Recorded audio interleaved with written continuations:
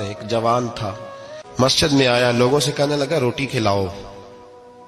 کسی نے توجہ نہ کی. اس نے کہا میں رب رب بتانے والا ہوں، میری طرف دیکھو تو صحیح. کسی شخص نے خیال ہی نہ کیا. پھر اس نے کہا یار تھوڑا سوچو. نمازیوں سے کہا، اہل علاقہ سے کہا، انہوں نے کہا تیری طرح کے بڑے درویش دیکھیں. مسجد کے محراب میں وہ رب کریم کا بندہ انتقال کر گیا. جب فوت ہو گیا نا، لوگوں کا مزاج ہے، بیمار کو دوائی نہیں دیتے، جنازے پہ وقت پہ پہنچ جاتے. جب کوئی گر رہا ہوتا ہے تو سہارا کوئی نہیں دیتا. جب کوئی گر جاتا ہے، ٹانگ ٹوٹ جاتی ہے، تو تیمارداری کو زمانہ پہنچ جاتا ہے. اور بزرگ، وہ نوجوان اللہ کا نیک بندہ مسجد کے محراب میں فوت ہو گیا. حضرت فضیل ابن عیاض کہتے ہیں امام صاحب نے اعلان کیا چندہ دو، کوئی لاوارث فوت ہو گیا، کفن دینا. چندہ کٹھا ہوا، کفن خریدا، جنازہ پڑا. عشاء کے بعد دفن کر کے آئے. فجر کی نماز کے لیے جب امام اور مؤذن مسجد میں آئے تو چیخیں مارنے لگے، تڑپنے لگے. دور دور تک آوازیں پھیل گئی. دنیا دوڑی آئی. کیا ہوا؟ کہنے لگے وہ جو تم نے کفن پہنایا تھا وہ یہاں پڑا ہوا ہے، اور دیکھو کفن پہ تحریر لکھی ہے. تحریر کیا ہے؟ عرش کے مالک نے فرمایا میرے دوست نے روٹی مانگی، تم نے دی نہیں.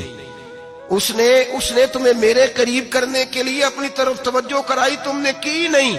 اور میرا یار تمہارے کفن کا محتاج تھا، سنبھال کے رکھو اپنا کفن، میں نے اسے جنت کا لباس عطا فرما دیا، سنبھال کے رکھو. یہ کوئی لاوارثوں کا ٹولہ ہے؟ اعلیٰ حضرت فاضل بریلوی رحمت اللہ علیہ کے مکان کی دیوار گر گئی.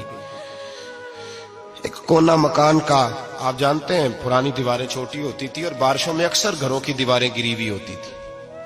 ایک سائیڈ کی دیوار گر گئی تو اس کونے میں ہندوؤں کا گھر تھا.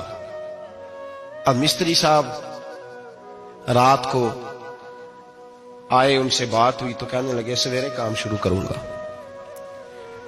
کہا ایک دو صاحب نے کہ ہندوؤں کا گھر ساتھ ہے اور وہ دشمن بھی بڑے زیادہ ہیں، تو رات کو ہی ہو جائے. کہنے لگا جی نہیں میری مجبوری ہے، مزدور کہاں سے لاؤں گا، بڑے معاملات ہیں، سویرے شروع ہوگی.